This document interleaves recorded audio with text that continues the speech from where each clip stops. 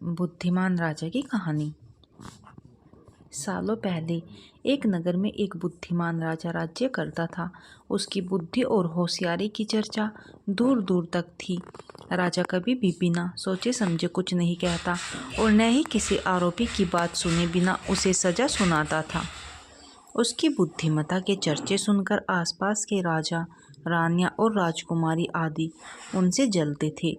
इसी जलन के चलते सभी उस राजा की बुद्धिमत्ता की परीक्षा लेने के लिए नए नए तरीके अपनाते थे।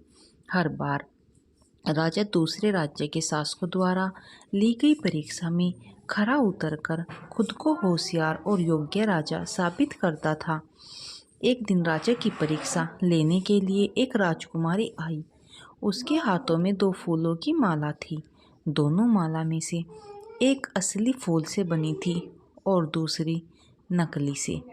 उन दोनों मालाओं को देखकर उनका ये भेद बिल्कुल पता नहीं चल पाता था।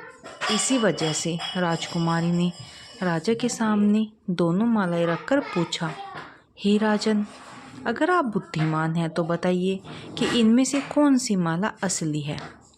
राज दरबार में बैठे सभी दरबारी माला को देखकर हैरान थे, क्योंकि किसी को समझ नहीं आ रहा था कि असली फूलों की माला कौन सी है। सभी इस सोच में थे कि राजा कैसे बता पाएंगे कि असली फूलों की माला कौन सी है। राजा भी माला को देखकर परेशान होने लगे। उसी वक्त उनके दिमाग में कुछ तरकीब आई। उन्होंने तुरंत अपने एक सेवक से कहा, बगीचे की खिड़कियों को खोल दो।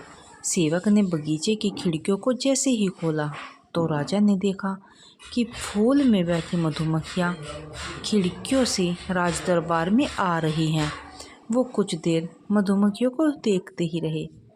जैसे ही एक आध मधुमक्खी एक फूल की माला में बैठी, वैसे ही राजा ने कहा कि अब मैं बता सकता हूँ कि असली माला कौन सी है। राजा ने तुरंत उस माला की तरफ इशारा किया जिस पर मधुमक्खी बैठ रखी थी।